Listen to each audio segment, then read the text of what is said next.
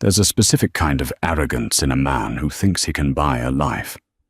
Arthur, the Duke of Westford, didn't care that his bride was supposedly a monster.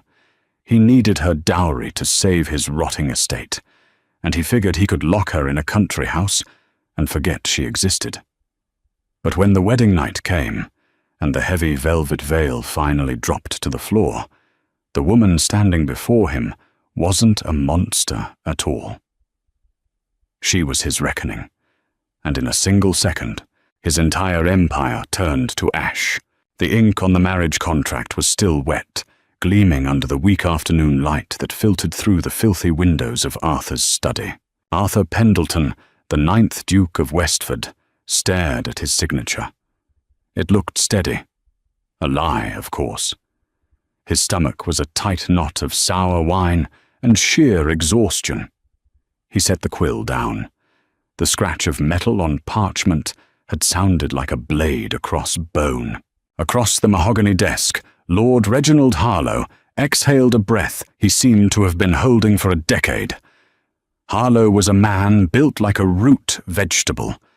Stout, sweating, perpetually unwashed despite the fortune he carried. He reached for his handkerchief, dabbing the glistening rim of his collar. "You won't regret this, Your Grace," Harlow stammered. His eyes darted around the cavernous library, taking in the empty spaces on the walls where the Westford ancestral portraits used to hang before the bailiffs took them. "My Beatrice. She is a quiet girl. She won't be a bother." "I expect nothing from her, Harlow," Arthur said. His voice was entirely devoid of inflection. "Only the transfer of the £50,000 to the Bank of England by Tuesday, and the deeds to the Bristol shipyards." Harlow nodded eagerly. Yes, of course. The money is secured." He paused, his fleshy fingers twisting the linen handkerchief into a knot. "And the terms regarding her privacy?" Arthur leaned back in his chair. The leather groaned. It was cracked, splitting at the seams, much like the dukedom itself. His father had left him nothing but a title and a mountain of gambling debts that threatened to throw Arthur into a debtor's prison. Society called Arthur aloof. In reality, he was drowning.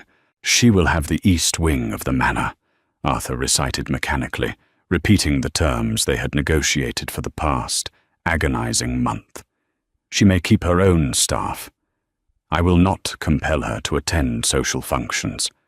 I will not require her to show her face in London." "And the veil?" Harlow pressed, his voice dropping to a harsh whisper. "She may wear it whenever she pleases," Arthur said, fighting the urge to roll his eyes. The rumours about Beatrice Harlow had circulated through the drawing rooms of London for 5 years. They said she had been caught in a nursery fire as an infant. They said half her face was melted wax. They said she was a grotesque, a pity kept locked in Harlow's country estate, hidden from a polite society that would faint at the sight of her. Other whispers claimed it was a wasting disease, or that she was born with the features of a beast. Arthur didn't give a damn.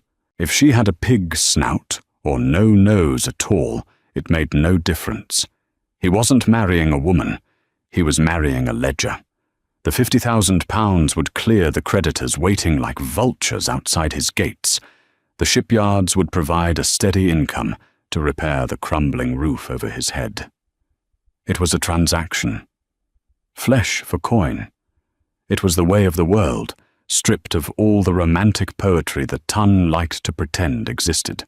"She is sensitive about her appearance, Your Grace," Harlow said, almost pleadingly. "She is my Duchess now, Harlow. She will be treated with the respect the title commands," Arthur replied. He stood up.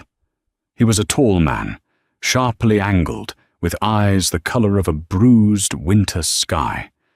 He carried the natural, oppressive authority of his bloodline, even if his pockets were empty.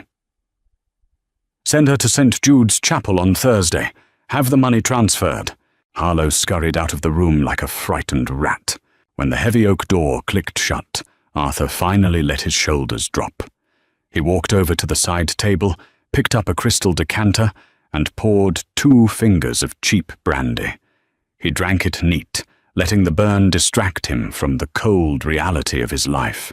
He was 28 years old, and he had just sold himself to a monster to clean up his father's mess.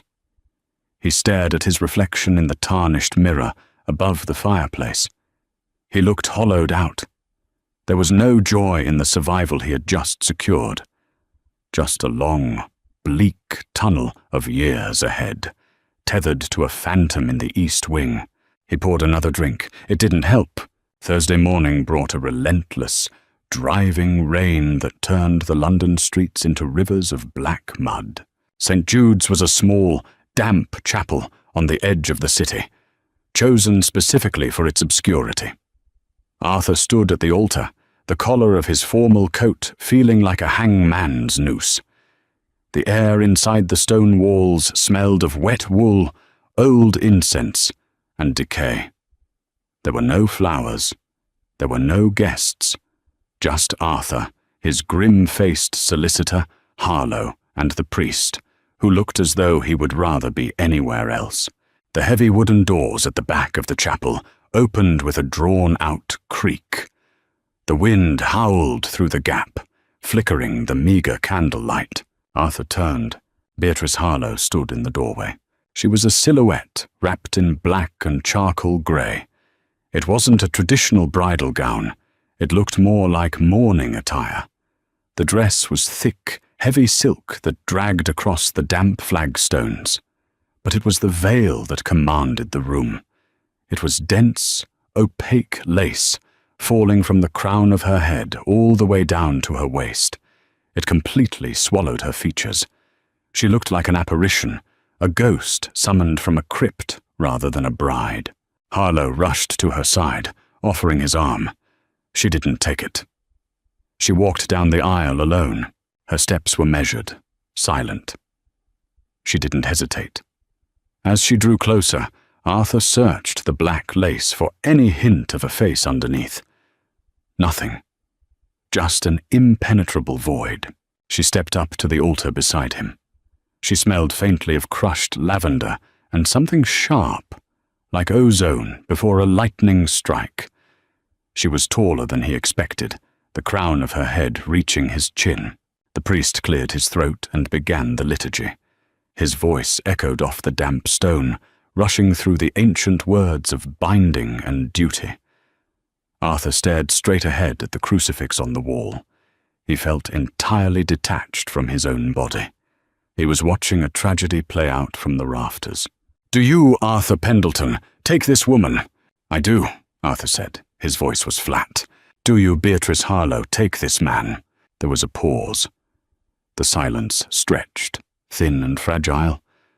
Arthur felt a sudden, irrational spike of panic.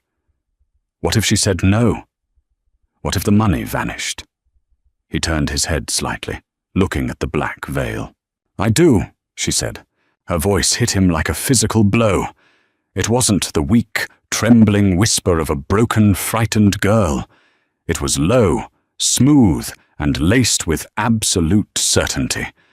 It sounded like velvet wrapped around a blade. Arthur blinked, thrown off balance.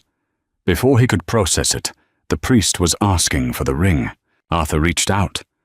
From beneath the folds of her grey silk sleeve, she extended her hand. She wore gloves, thick, black kid leather. Of course, no skin allowed to show. He slid the heavy gold band over the leather on her ring finger. It felt absurd. A pantomime of a marriage. "I pronounce you man and wife." There was no kiss. Harlow had strictly forbidden it in the contract, a clause Arthur had happily agreed to. They walked back down the aisle in silence. The carriage was waiting outside in the pouring rain. Arthur handed her up into the dark interior, following her in and shutting the door against the storm. The carriage lurched forward, beginning the long journey back to the Westford estate in the country. They sat opposite each other. The rhythm of the wheels over the cobblestones was the only sound. The interior of the carriage was dim, the rain lashing against the glass. Arthur watched her. She sat perfectly still, her gloved hands folded in her lap. She wasn't trembling. She wasn't weeping. She was perfectly, unnervingly still. "You don't need to be afraid," Arthur said finally, breaking the silence. He thought he was being kind. He thought he was playing the benevolent lord. "I am a man of my word. Your father and I agreed on the terms. You will have your sanctuary." The veiled head tilted slightly. "My sanctuary." There was that voice again. Low. Mocking? No, not mocking. Dismissive.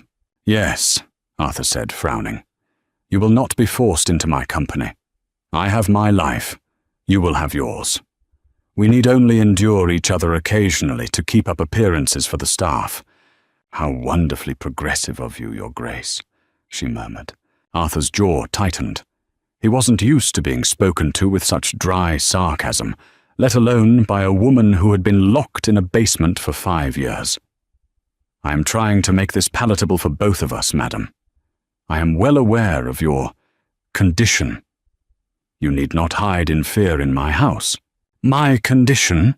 she repeated. She turned her head toward the window, watching the blur of the rain. "Tell me, Arthur, when you signed the contract, did you imagine me a burn victim or a leper?" Arthur froze. "I imagined you as £50,000 and a shipyard." A soft, dark chuckle came from behind the lace. "Honesty? How refreshing. Let us hope you maintain that honesty when the carriage stops." She didn't speak another word for the rest of the 3-hour journey. Arthur sat in the growing dark, a deep, primal unease taking root in his chest. The transaction was complete, but for the first time, he wondered who, exactly, had bought whom. The Westford estate loomed in the darkness, a massive, sprawling beast of stone and ivy.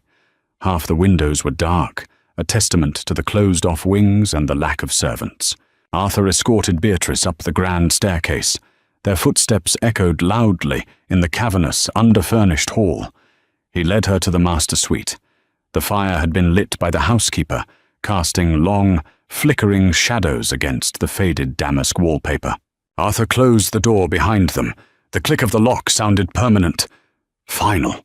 "Your trunks arrived yesterday," Arthur said, gesturing to the corner of the room. "The adjoining door leads to your private chambers. You may retire whenever you wish." Beatrice stood in the center of the room. The black veil still obscured her face. She slowly pulled off her leather gloves, finger by finger.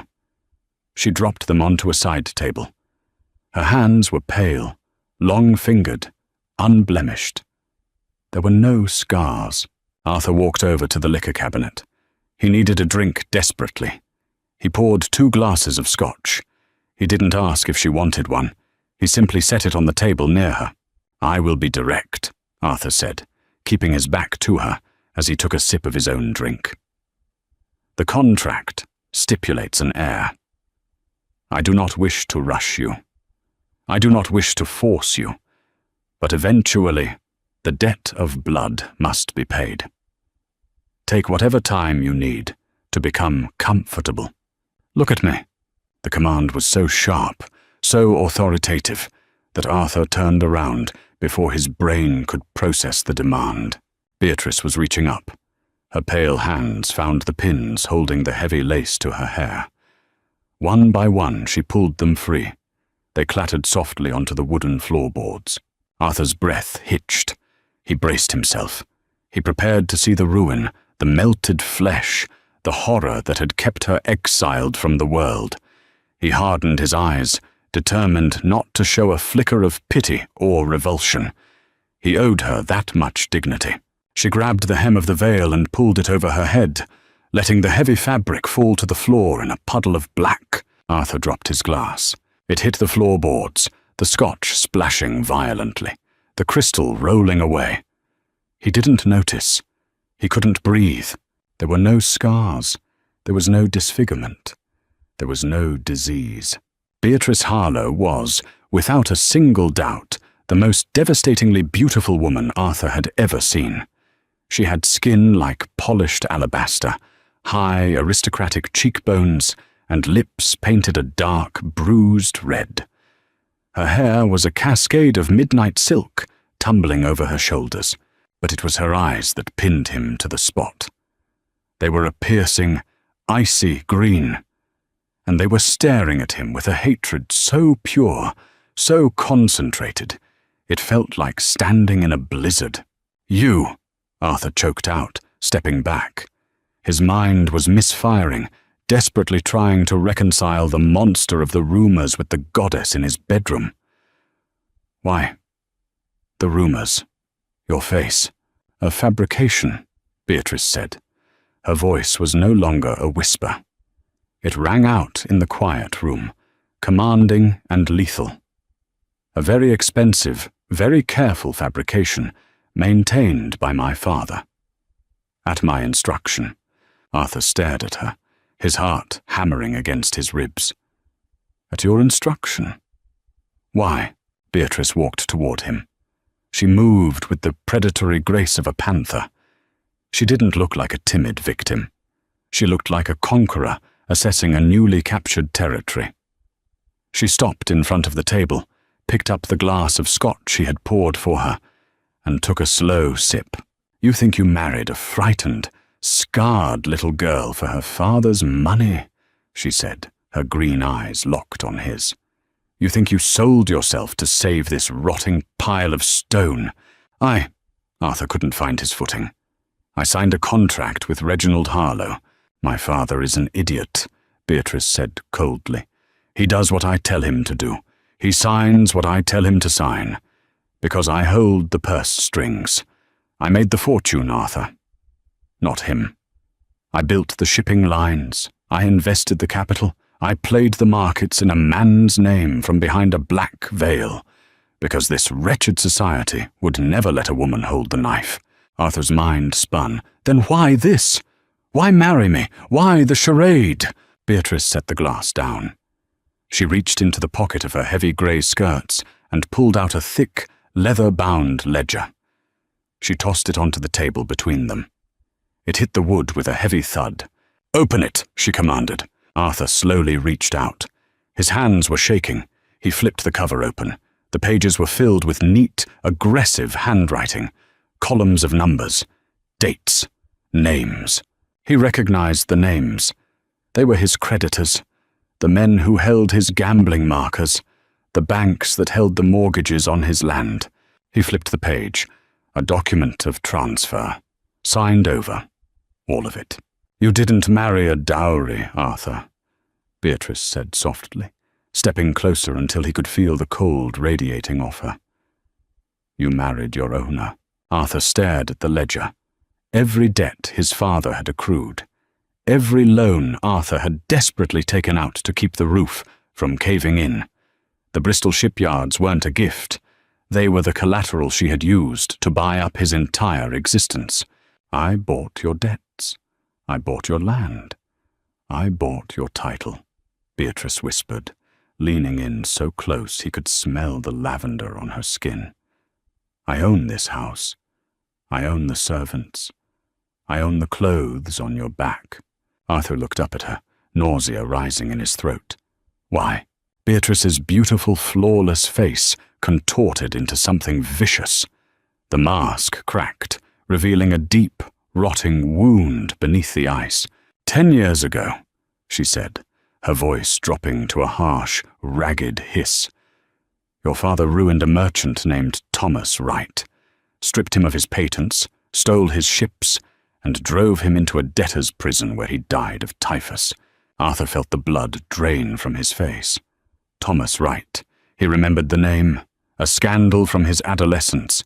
His father had crushed a rival ruthlessly. "Reginald Harlow is my stepfather," Beatrice said. "My real name is Beatrice Wright. And I have spent the last 10 years turning myself into a monster in the dark, gathering every piece of gold I could find, just so I could stand in this room and look you in the eye when I took everything from you." Arthur couldn't speak. The floor seemed to have vanished beneath his feet. The cynical, detached world he thought he understood had just been violently shattered. "You thought you could buy a life by locking an ugly girl in the East Wing," Beatrice said, stepping back. She looked at him with absolute disgust. "But you're the one in the cage now, Your Grace. And I am going to make you bleed for every single thing your family took from mine." She turned and walked toward the adjoining door. "Enjoy your wedding night," she called out over her shoulder, stepping into her private chambers. The door slammed shut, the lock engaged with a loud, fatal click. Arthur Pendleton stood alone in the flickering firelight, staring at the ledger that contained his utter ruin, realizing that his life had not just fallen apart. It had been systematically dismantled by a ghost. Morning arrived, not with the gentle creep of sunlight, but with the brutal clatter of a coal scuttle. Arthur lay on top of the velvet bedspread, still wearing his formal trousers and a rumpled linen shirt. He hadn't slept. He had spent the night staring at the ceiling, waiting to wake up from a fevered dream. His head throbbed with a dull, rhythmic ache, the cheap scotch acting as a poor anesthetic for the absolute demolition of his reality. He swung his legs over the edge of the bed. The floorboards were freezing. He looked at the adjoining door. It remained firmly shut. He needed to see his solicitor. He needed to find a loophole. There was no precedent for this. A woman, a commoner, secretly buying up a dukedom and holding her husband hostage through financial ruin. It was madness. It was legally dubious. It had to be. Arthur washed his face with cold water from the basin, shoved his arms into a dressing gown, and marched down the grand staircase. The house, usually a tomb of dust and silence, was unnervingly loud. The sound of sweeping, the smell of fresh beeswax. He rounded the corner toward his study, the last bastion of his authority. The door was ajar. He pushed it open. The words died in his throat. Beatrice was sitting at his mahogany desk. She wore a tailored dress of deep forest green, entirely unadorned, severely practical. Her dark hair was pinned up in a ruthless coil. She had a pen in her hand, the tip scratching sharply across a thick stack of invoices. Standing across from her, nervously twisting his cap, was Mr. Higgins, the estate manager who had sneered at Arthur's inability to pay him just 3 days prior. "The South Fields require better drainage before we attempt to plant winter wheat," Beatrice was saying, her tone brisk and entirely devoid of the mocking edge she had used the night before. "Hire 12 local men. Pay them $1 a day, not the half-shilling you've been exploiting them for." "And Higgins?" Yes, Your Grace," Higgins stammered, his eyes wide. "If I find out you've been skimming the timber sales again, as your ledger from 1823 suggests, I will have you transported to New South Wales. Am I clear?" Higgins turned a spectacular shade of grey. "Perfectly clear, Your Grace." Dismissed. Higgins practically fell over himself, rushing out the door, squeezing past Arthur without offering his usual perfunctory bow. Arthur stepped fully into the room. "What do you think you are doing?" Beatrice didn't look up. She dipped her pen in the inkwell. "Managing my property. Your father ran this estate like a drunkard at a roulette wheel. It will take me 3 years just to stabilize the crop rotation." "You have no right," Arthur snapped, stepping up to the desk. "You may hold the debts, Beatrice, but I am the Duke of Westford. This is my land. This is my house." She finally looked at him. Her green eyes were flat, assessing him the way a butcher assesses a tough cut of meat. "You are a figurehead," she stated simply, "a signature on a piece of paper. The only reason I haven't foreclosed on this rotting manor and thrown you into the Fleet prison is because society requires a duke to sit at the head of the table to legitimize the wealth. You are an ornament, Arthur. Nothing more." The casual dismissal stung worse than a slap. Arthur braced his hands on the desk, leaning down until he was inches from her face. "I will take you to Chancery. I will have the marriage annulled. I will expose your father's fraud." "Go ahead," Beatrice interrupted, her voice dangerously quiet. "Annul the marriage. Walk out that door. The moment you do, I call in the notes. You will be arrested for debt before you reach London. The Pendleton name will be dragged through the mud, your ancestral home sold for parts, and you will rot in a cell exactly like my father did." She held his gaze, unblinking. The air between them felt thick, combustible. "You think you have leverage," she whispered. "You have nothing. I built my fortune in the shadows because men like you think women are weak, vain, and stupid. I weaponized your arrogance against you. Now sit down and be quiet, or pack your bags and go to prison. The choice is entirely yours." Arthur stared at her. He saw the cold, hard logic in her eyes. She wasn't bluffing. She had meticulously planned this execution for a decade. He was completely trapped. Slowly, agonizingly, Arthur pushed himself off the desk. He felt stripped naked, robbed of the invisible armor his title had provided his entire life. "I need tea," he muttered, his voice barely recognizable. "Tell the kitchen staff," Beatrice said, returning her attention to the ledger.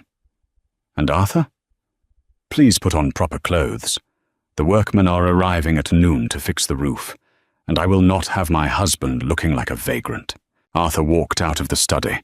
The heavy oak door didn't click shut behind him, but it felt like a vault had just been sealed. 4 weeks passed. The Westford estate, previously a decaying corpse, was suddenly jolted back to life by a massive infusion of Beatrice's capital. The leaky roof in the west wing was stripped and replaced. The overgrown gardens were hacked back into manicured submission. The stables, empty for 2 years, were suddenly filled with purebred Hanoverians. Delivery wagons arrived daily from London, offloading new silver, fresh linens, and modern agricultural equipment. And Arthur wandered through the center of it all like a ghost. He had become a spectator in his own life. The servants, recognizing immediately where the power and the coin originated, bypassed him entirely. If Arthur asked for a horse to be saddled, the groom would look to Beatrice for a nod of approval. If Arthur suggested a change to the dinner menu, the cook would politely explain that Her Grace had already approved the week's provisions. It was a systematic, flawless castration of his pride. And yet, despite his simmering rage, Arthur found himself watching her. He watched her command rooms of hardened foremen, speaking with an authority that commanded instant respect. He watched her pore over architectural blueprints by candlelight, her glasses slipping down the bridge of her nose, rubbing her eyes in exhaustion when she thought no one was looking. She was ruthless, yes, but she was brilliant. She wasn't just hoarding wealth. She was building an empire.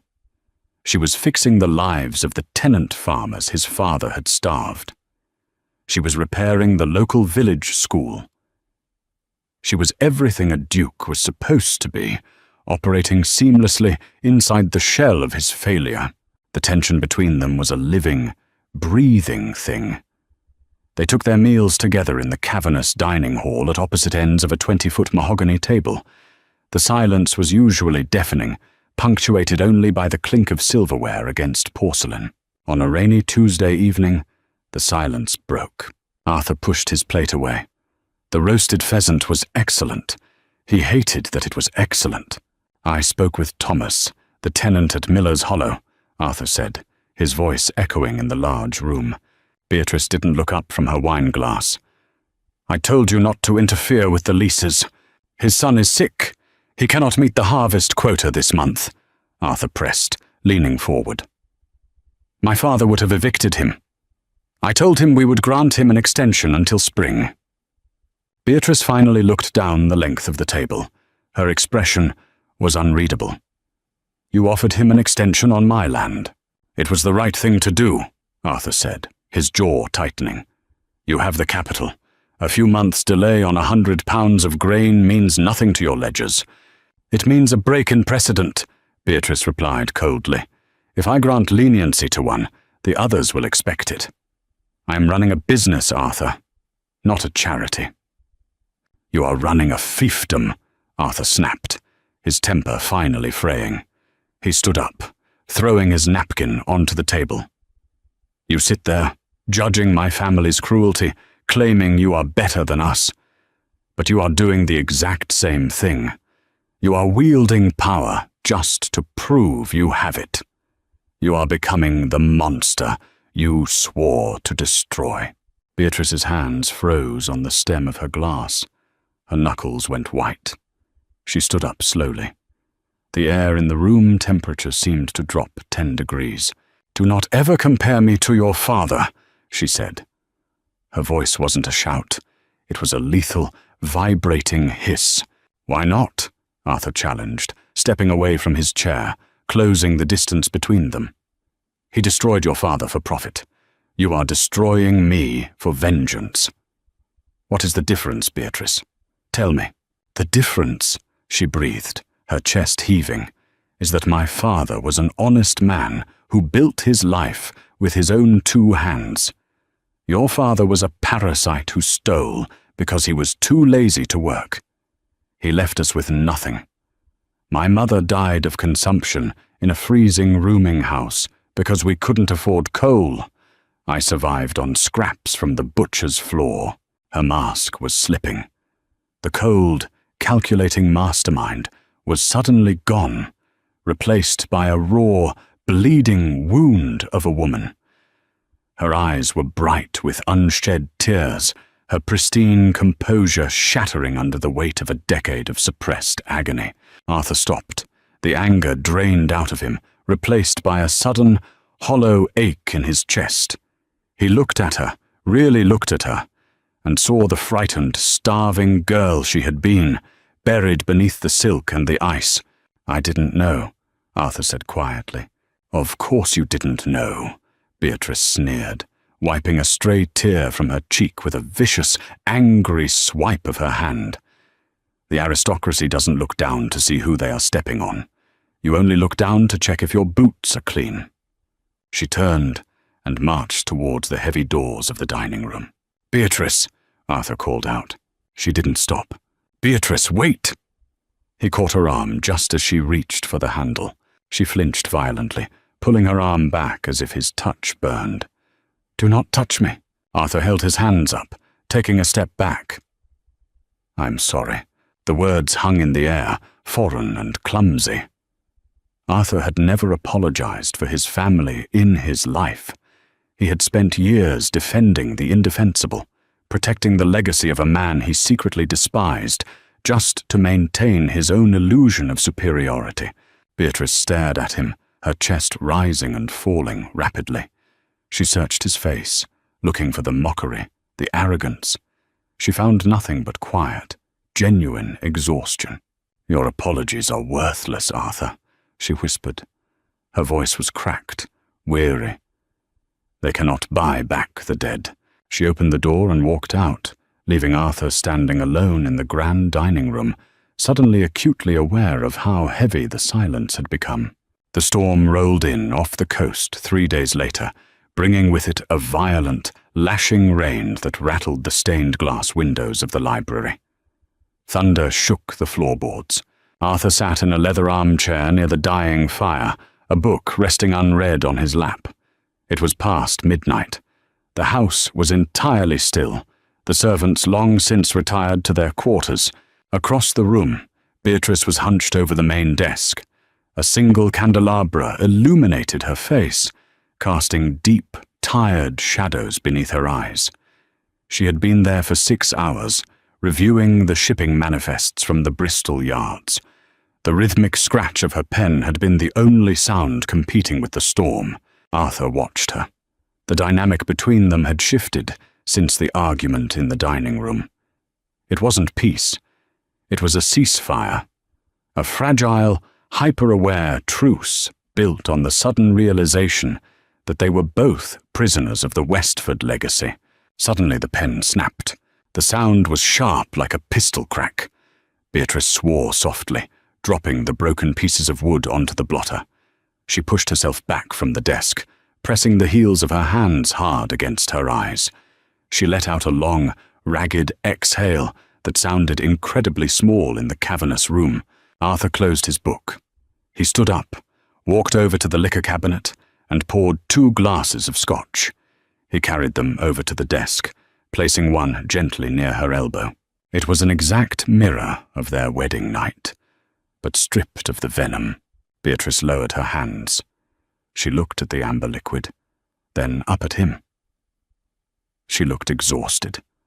The severe bun at the nape of her neck was fraying, loose strands of dark hair framing her pale face. "I am not trying to poison you," Arthur said softly, sitting on the edge of the large desk, keeping a respectful distance. Beatrice picked up the glass. She didn't say thank you, but she took a slow sip, letting the alcohol burn down her throat. "The Bristol yards are bleeding money," she admitted. The confession seemed forced out of her by sheer fatigue. "The foreman is incompetent, and the lumber tariffs have doubled." It was the first time she had shared a problem with him, the first time she hadn't acted invincible. "My father bought Bristol because he wanted to own a fleet," Arthur said, looking at the fire. "He didn't know the first thing about maritime trade. He just liked the idea of his flag on a mast." "It was vanity," Beatrice murmured. "Everything he did was vanity," Arthur agreed. He turned to look at her. "He ruined your father because Wright Shipping was outperforming him. He couldn't stand being beaten by a man who didn't have a title."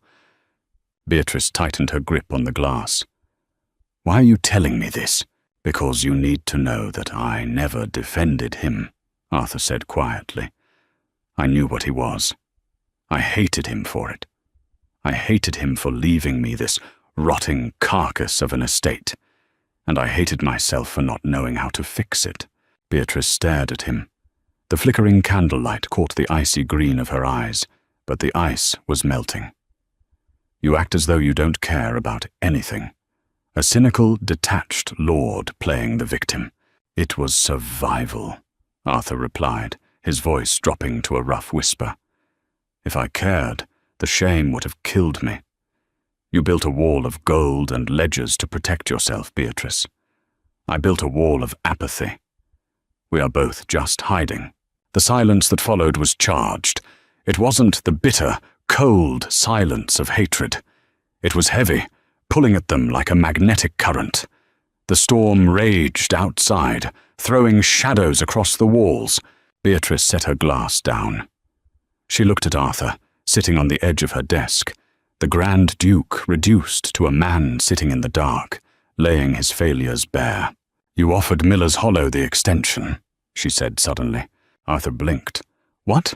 "I checked the lease ledgers today," Beatrice said, her voice dropping lower. "You went behind my back. You authorized Higgins to defer the rent until spring. You guaranteed the debt yourself." Arthur tensed. He had expected her to find out eventually. "I did. Take it out of my allowance, or put it on my tab. I don't care. The boy has typhus. Beatrice. He needed a doctor, not an eviction notice. He braced himself for the fury. He waited for her to scream, to remind him of his place, to threaten him with debtor's prison again. Instead, Beatrice stood up. She stepped around the desk. She was so close now that Arthur could smell the sharp, clean scent of lavender mixed with rain. He looked up at her, his pulse suddenly hammering against his throat. "You guaranteed a debt you cannot pay," she said, her voice barely a breath. "You broke my explicit orders." "I did," Arthur said, refusing to break eye contact. "Punish me." Beatrice's eyes searched his face. The hatred that had fueled her for a decade was warring with something else entirely. Something dark, confusing, and desperately physical. She raised her hand. Arthur didn't flinch. He let her cold, pale fingers trace the line of his jaw. The touch sent a violent shockwave straight down his spine. "You're a fool, Arthur Pendleton," she whispered, her thumb brushing against his lower lip. "I know," he murmured, his gaze dropping to her mouth. The air in the room shattered. Beatrice leaned in, closing the distance between them. It wasn't a soft, romantic kiss. It was a collision, a violent, desperate clash of teeth and breath, fueled by weeks of suffocating tension and years of mutual destruction.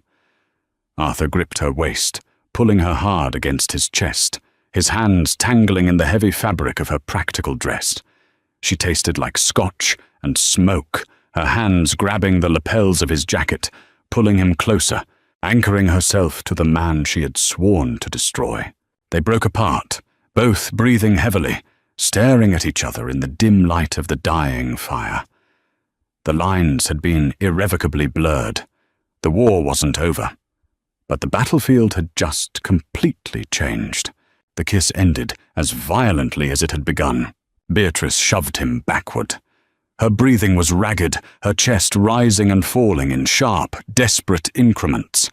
She wiped the back of her hand across her bruised mouth, staring at Arthur as if he had just driven a knife between her ribs. The library was suffocatingly quiet, save for the rain hammering against the glass. "Get out," she whispered. Arthur caught his balance against the heavy oak desk. His blood was roaring in his ears. He looked at her, at the flushed skin of her throat, the wild disarray of her hair. He wanted to pull her back. He wanted to tear down the rest of the walls she had spent a decade building. But he saw the sheer, unadulterated panic in her green eyes. She was a woman who relied on absolute control, and she had just completely lost it. He didn't say a word. He nodded slowly, turned, and walked out of the library, leaving the heavy door slightly ajar. The next 3 days were a masterclass in evasion. Beatrice vanished into the mechanics of the estate. She took her meals in her private chambers. She left the house before dawn to inspect the southern tenant farms and didn't return until the lamps were lit. When they did cross paths in the grand hallway or the foyer, she looked through him. The ice had returned, but it was brittle now. A thin sheet over rushing water. Arthur let her run. He spent his days in the stables, working the new Hanoverians until his muscles burned and his mind went entirely blank. For the first time in his life, he didn't feel the crushing weight of apathy. He felt a terrifying, electric anticipation. The game had changed. He just didn't know the new rules yet. On the morning of the 4th day, the fragile ceasefire shattered. Arthur was in the drawing room, attempting to read a newspaper that was 3 days old, when the heavy knocker on the front door echoed through the manor. It was an aggressive, demanding sound. A moment later, the butler, a newly hired man named Carson, appeared in the doorway. "Your Grace, Lord Carmichael is here." Arthur's stomach dropped. Richard Carmichael was an earl, a contemporary of Arthur's late father, and a man who possessed the moral compass of a starving hyena. He was also the largest single creditor of the Westford estate before Beatrice had bought up the debts. "Show him in," Arthur said, tossing the newspaper onto a side table. He stood up, adjusting his cuffs, pulling the mask of the detached, arrogant Duke firmly into place. Carmichael strode into the room, bringing the smell of stale cigar smoke and wet wool with him. He was a heavily built man with a ruddy complexion and eyes that constantly darted around the room, assessing the value of everything he saw. He didn't bow. "Arthur, my boy," Carmichael boomed, clapping his leather gloves against his thigh. "Look at this place. I heard rumors you'd found a pot of gold at the end of a rainbow, but I didn't believe it. New drapes? And I saw fresh gravel on the drive." "Lord Carmichael," Arthur said flatly. He didn't offer the man a seat. "To what do I owe the pleasure? It is a long journey from London for a social call." "Indeed it is." Carmichael stopped in the centre of the room, turning his predatory gaze on Arthur. The jovial uncle routine vanished instantly. "I'm not here for tea, Arthur. I'm here about a woman named B. Wright." Arthur's jaw tightened. He kept his expression perfectly blank. "I don't know who that is. Don't play the fool with me." Carmichael sneered. Be Right Investments, the phantom proxy who bought up your father's debts from my bank for pennies on the pound right before your miraculous wedding. I spent the last 3 weeks digging into the registry in Bristol. You want to know what I found? Arthur said nothing. I found a solicitor who likes cheap gin, Carmichael continued, a nasty smile spreading across his face. He processed the paperwork for the shipyards. He told me that Be Right isn't a man. She's a woman, a spinster.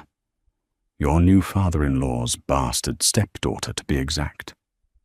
The silence in the drawing room was absolute.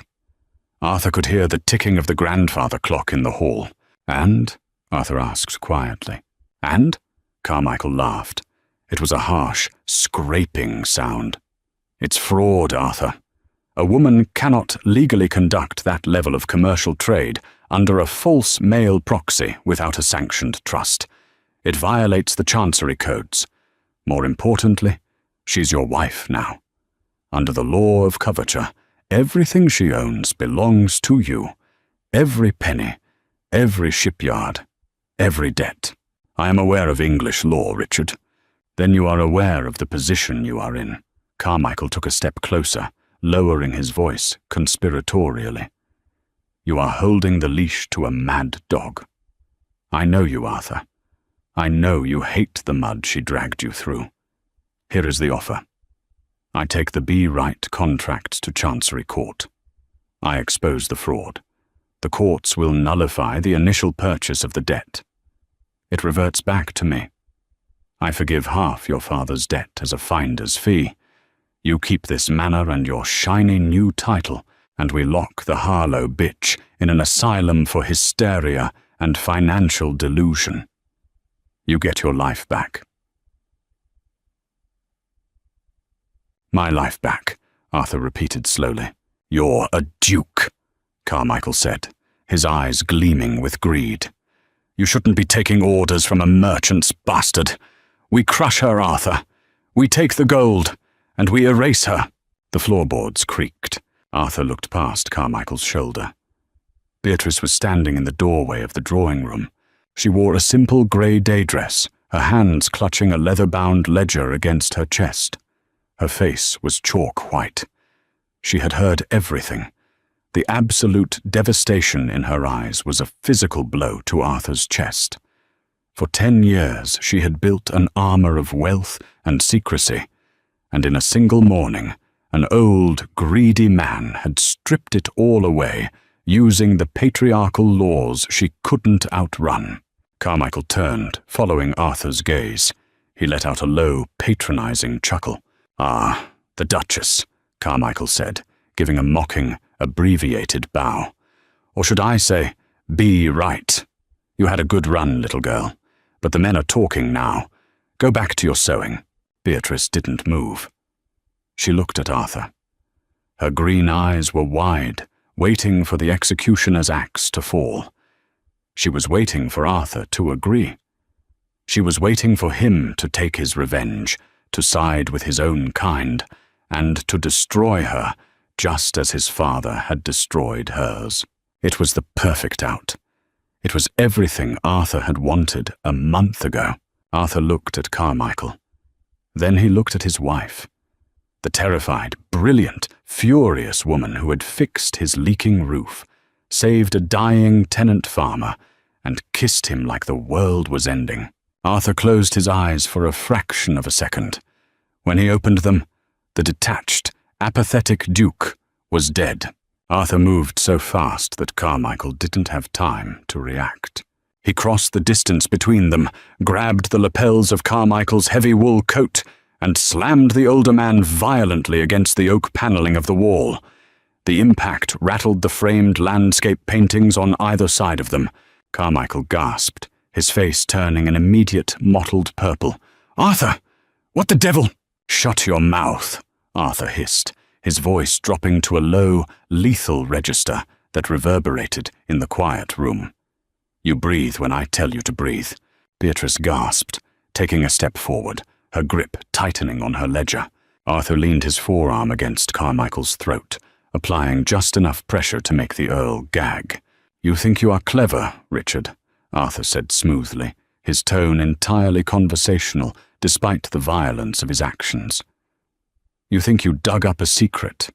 You dug up nothing. I orchestrated the entire thing." Carmichael's eyes bulged. "What? My father was a fool who bled this estate dry, and you were the parasite feeding on the corpse," Arthur lied. The words flowed out of him with absolute conviction. He was pulling the full oppressive weight of his aristocracy down on the man's head. "I knew you were planning to foreclose, so I found a merchant's daughter with a brilliant mind for numbers and a substantial hidden inheritance. I instructed her to create the Be Right proxy. I used her capital to buy my own debts, back from your bank at a fraction of the cost, right under your greedy, incompetent nose." That's a lie," Carmichael choked out, struggling against Arthur's grip. "She's a woman. The registry shows a legal proxy established by the Duke of Westford." Arthur lied again, betting entirely on the fact that Carmichael hadn't seen the actual founding documents, only the shipyard manifests. "It is entirely legal. And as for coverture, you are absolutely right. She is my wife. Her property is my property, which means I own the debt, I own the ships, and I own the very ground you are standing on." Arthur leaned in closer until his face was inches from Carmichael's sweating forehead.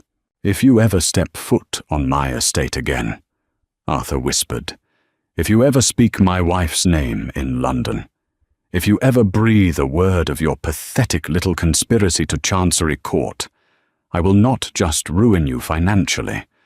I will use the Westford name to strip you of your peerage.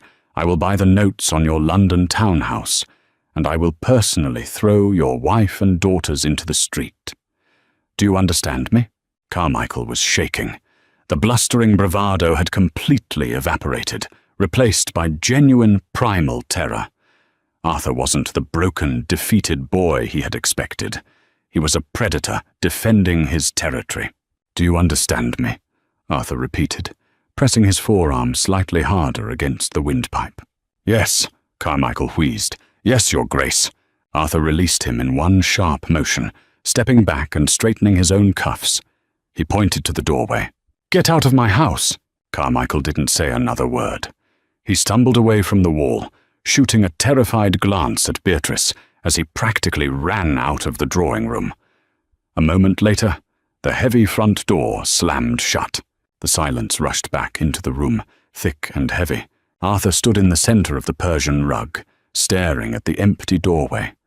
His hands were trembling slightly with residual adrenaline. He had just burned his only bridge back to polite society. He had just permanently tethered his fate, his title, and his name to Beatrice's empire. He had chosen his side. He slowly turned around to face her. Beatrice was standing exactly where she had been. The ledger had slipped from her hands and was lying on the floor. She was staring at Arthur, her chest rising and falling rapidly. The look in her eyes wasn't fear anymore. It was absolute, uncomprehending shock. "Why did you do that?" she asked. Her voice was barely a whisper. It cracked on the last syllable.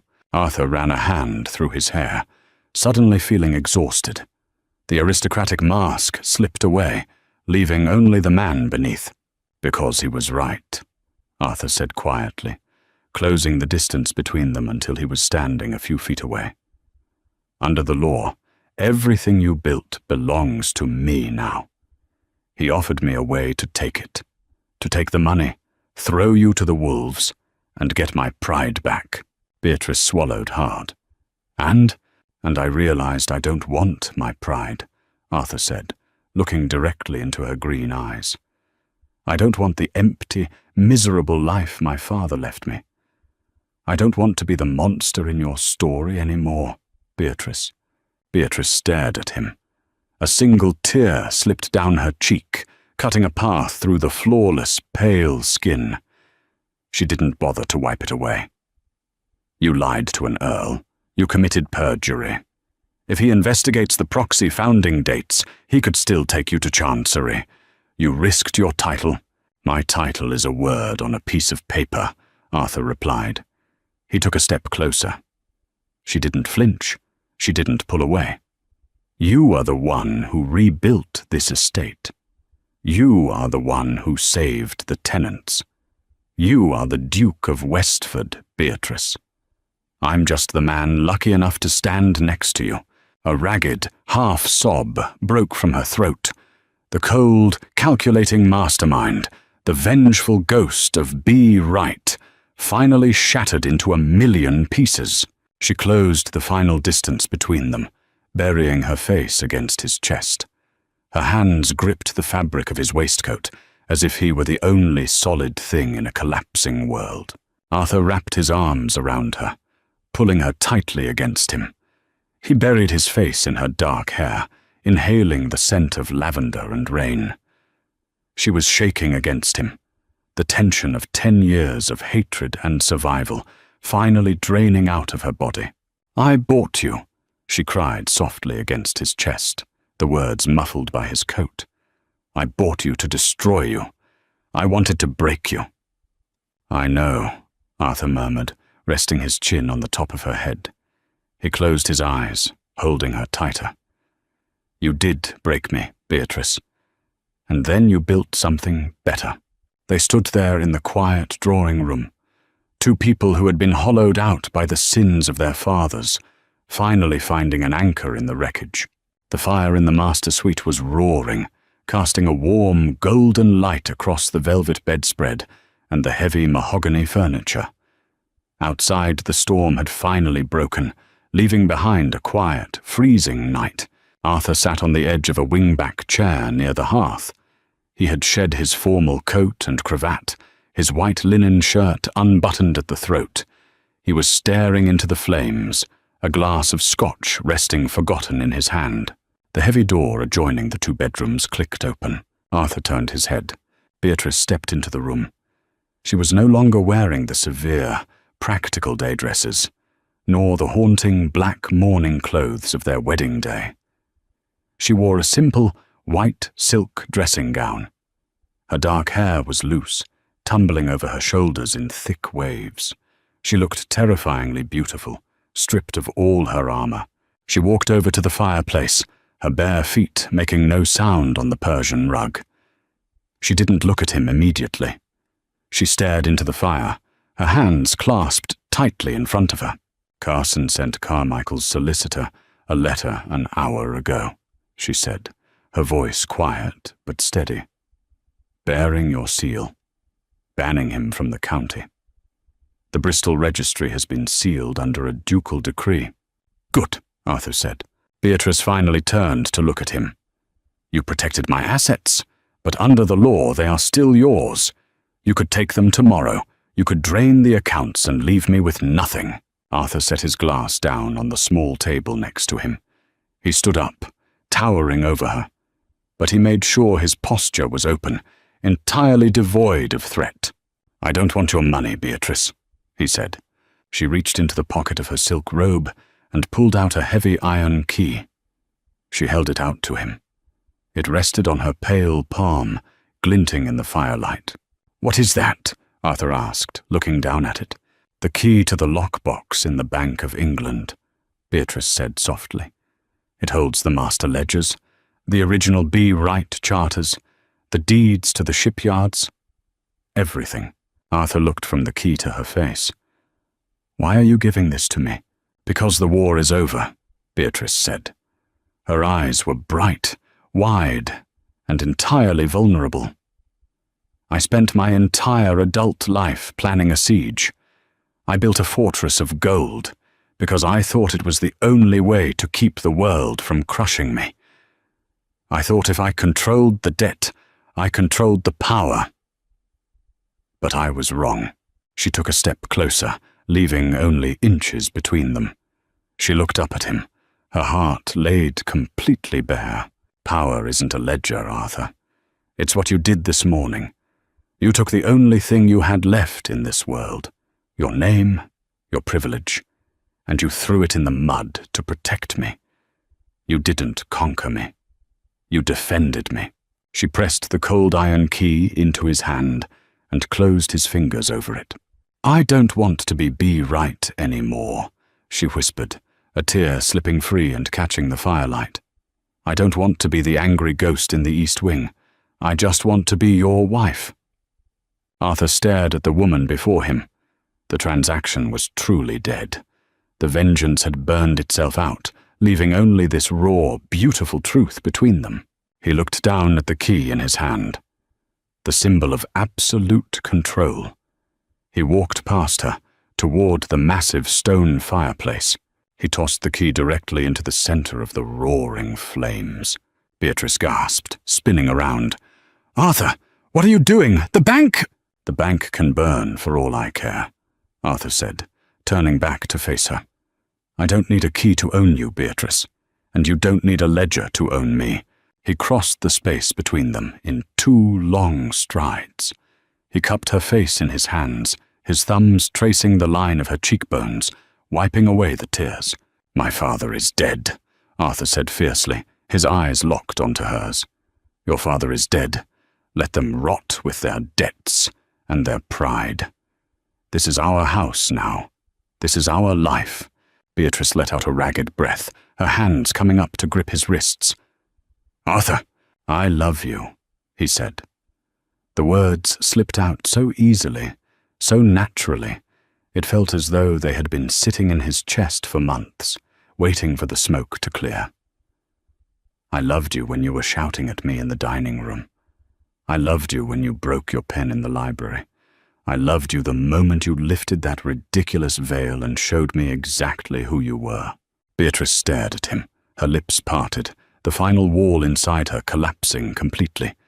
"You are a fool, Your Grace." "I am," Arthur smiled, a genuine, blinding smile that reached his eyes for the first time in a decade. "But I'm your fool." He leaned down and kissed her. It wasn't the violent, desperate clash of the library. It was deep, slow, and entirely surrendered. Beatrice let out a soft sound, wrapping her arms around his neck, pulling him flush against her body. Arthur swept her into his arms, carrying her away from the fire and toward the heavy velvet drapes of the 4-poster bed. He laid her down gently, following her down onto the mattress. There were no ghosts in the room anymore. There were no ledgers, no contracts, no fathers pulling strings from the grave. As the storm outside faded into a quiet, peaceful dawn, the Duke of Westford finally realized what it truly meant to be rich, and the monster of the East Wing finally realized what it meant to be loved. What a journey! From a bitter, transactional marriage meant to destroy a bloodline, to a genuine partnership built on shared survival and ultimate surrender. Arthur and Beatrice proved that sometimes the monsters we fear the most are the ones holding the key to our salvation. Did you expect Arthur to throw away his aristocratic pride to save her? Or did you think he would take Carmichael's deal? Let me know your thoughts down in the comments. If you enjoyed this enemies to lovers historical drama, make sure to like the video, share it with your fellow romance readers, and subscribe to the channel for more epic storytelling. See you in the next one.